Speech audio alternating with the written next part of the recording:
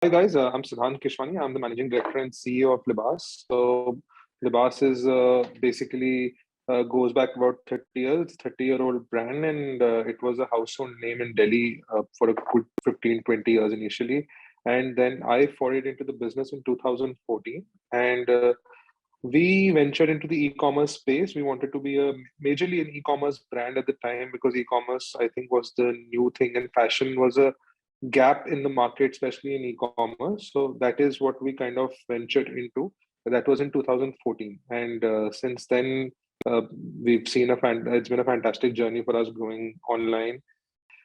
It has become the industry has really evolved over the past few years, and now customer expectation and confidence in D2C brands have also grown in the last 1 or 2 years, especially post the pandemic. And in fact, the expectation for the customer is also high because of the examples that has been set by guys like Amazon and Flipkart, where customers have so much confidence that if they order the product, they will get it maximum in 1 day or 2 days, irrespective of their pin code and irrespective of the state that they stay in.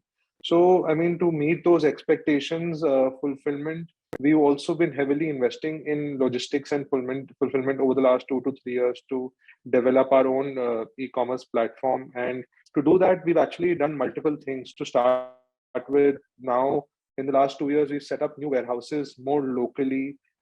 We currently have multiple about four warehouses. One is in north, one is in south, one is east, and one is west. So we covered all the four zones of India to ensure that the customer gets that Amazon-like experience where we can guarantee 2-day deliveries and 3 days deliveries, and we're actually investing more and more to make sure we make it a complete Amazon-like experience where customer is placing the order today, and in metros they get it the same day, and non-metro cities get it maximum in in 2 days basically. And we have a lot of data also to work on, right?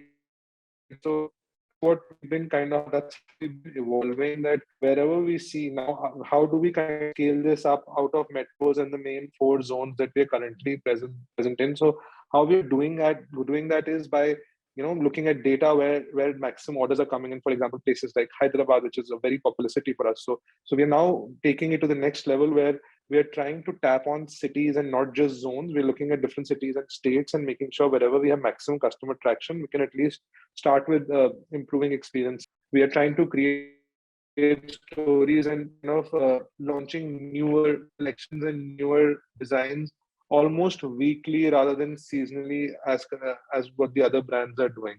And so that's why supply chain automation plays a huge role here, because from design to production, if that speed is not good enough, we can be a little late to market, right? But we've been able to manage that so far, and hopefully we'll continue investing in this field as well to make it even more efficient. E-commerce has been really growing and surging over the past 2 years since the pandemic has started, and the baseline has really grown much more than what it was supposed to initially. And the customers are actually also now kind of used to sitting at home and ordering stuff, and they've even adopters who late adopters, like people who are more comfortable shopping offline, are now that trend is changing, and even they are more comfortable shopping online now because they're used to the whole process. And definitely it has grown massively in the last 2 years. We've seen a massive surge.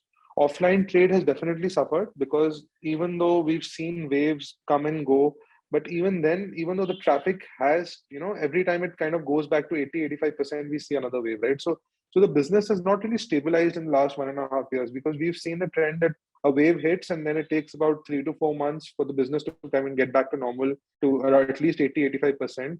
And as soon as it kind of gets back to normal, we see another wave. So business has been very unstable when you look at the offline side of the business.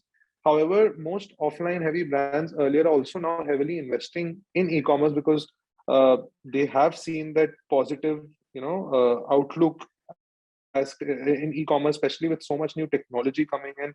That's why we've seen in the last 2 years that hundreds and thousands of brands, even unorganized brands, have now kind of moved online as an avenue for them, because e-commerce has been fairly stable in the last 2 years as compared to the offline trade. And what has happened is that because of e-commerce suddenly surging, a lot of offline brands have started believing in technology and automation a lot. So that's why these omni-channel strategies are being developed where customer gets a seamless experience and seamless view of the brand from online to offline. So that's the ecosystem that even we are trying to create. So we ventured late into offline. We just ventured into offline post-COVID. So we don't have much data pre-COVID as to how it was. But as of now, for us, the ecosystem that we are trying to create is very transparent for the brand, that whether the brand customer is shopping online or offline, the experience has to be seamless.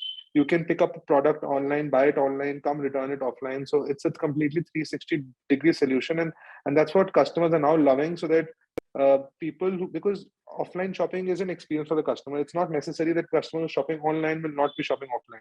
So it's a mix of both. So that's why it's very important for most brands to create that ecosystem where there's complete transparency between the two systems.